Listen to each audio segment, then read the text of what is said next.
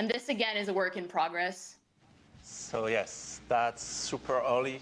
Like it's end of pre-production build. We're just starting production, so it's really far from being done. But one thing we really wanted, and you touched about it, it's really wanted to make sure that we nailed the ambience, and not only the look, the lightings, the VFX, the fog, but also nail that ambience. Give you the feeling that you're in the Ishimura, you're inside those dark corridors.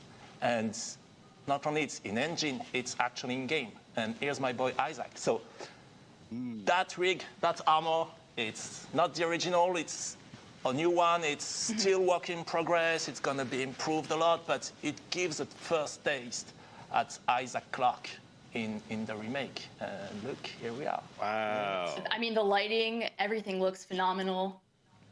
The smoke. It looks so good. Very much what we should be expecting at this point from next generation graphics. It's really Dead Space, but like you never saw it, I think. So it has been almost 13 years, you know, since the original game came out, original Dead Space. Why is this remake happening now, and what exactly is this remake? Can you elaborate on that? So one thing that's important for us, and that's why it's for PS5, Xbox Series, or for PC, is that it's not about one thing. Like Dead Space is a super strong experience, and so it's really about... Also showcases this kind of next layer of where you're thinking about going from an improvements perspective.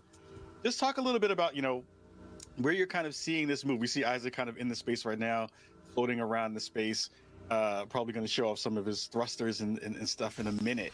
I'd love to hear more about, you know, kind of where you're thinking about in terms of improvements in this layer too.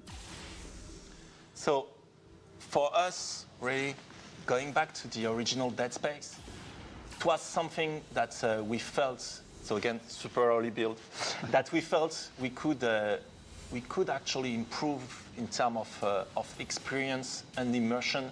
It's the zero-G and how you would move around in zero-G. And that's something that was really good and improving the experience in Dead Space 2 and 3 that we felt was really missing in the original Dead Space.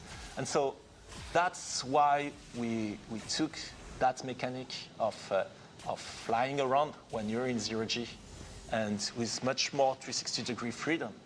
And now you can play Dead Space and really feel you're in space during those moments. And so also that's a mechanic that we're starting to improve a bit on. Like for example, now you can interact as you fly around. You can go into tighter corridors, those kind of things. But also it allows us to revisit some of the old content and create new ways to navigate, new paths. Like here in the original, you would have gone back through that door, through where you came from. And here, it allows us to create new environments with eventually new challenges to surprise also the people that know the game and will be like, oh, wait, what's that? What's that? And now we're going to surprise you. So it's really delivering on the fantasy of being in space, making sure that we're able to use that and revisiting all the places in the game in the original where there was zero-G, which was the Superman jump back in Dead Space 1, and now applying full 360 motion and finding ways to provide Peeling system that will be implemented into combat. Would you mind telling us more about the original system versus the new system and what peeling actually means? I think actually something that's very important, as you can see with the feed, like it is definitely a gym, and it's intentional that we showcase this in a gym because we're so early with it. Visually, we're not at the right level of quality where we want to achieve, but we want to showcase functionality here. That's what we want to talk about, and what is the system that we have in mind for peeling, like you said. So obviously, same thing, it's a really early build. It's a gym. Everything that you see is work in progress. It's first implementation. A lot of VFX are missing. A lot of those modelizations are not final and missing a lot of things like flesh tearing, etc. But one thing that is important for us that I just showed, it's first of course, dismemberment is back, and it's back with all the depth and fun you can have in Dead Space. But one thing we wanted to, and those are the only things, those are the things you can say only on Dead Space. One of the thing we wanted to improve about that experience is when you're using a weapon that is not a carving weapon, like something, not like the plasma cutter. Plasma cutter is really fun to use. You can just shoot at anything, and really you have that instant feedback of the limb getting cut, etc. But when you had a different weapon, knowing how much damage you were dealing to the enemy, how was he reacting, etc., it was not necessarily as visceral and as clear as the original.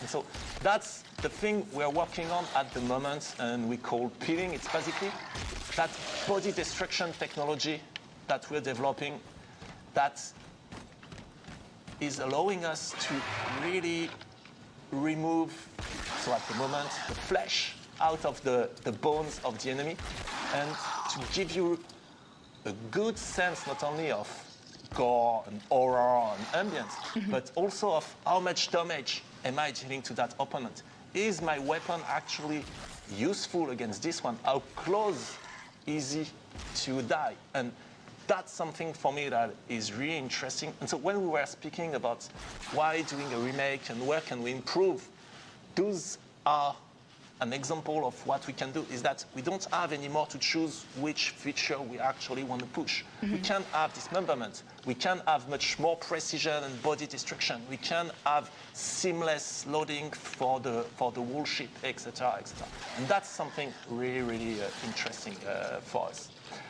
And another thing that is actually really interesting is that system. So again, for the moment, it's really early. For the moment, we're only showcasing it on the naked slasher, so you only see it with the flesh, but of course later it's going to support like the claw, body armor, different layers, weak points, etc.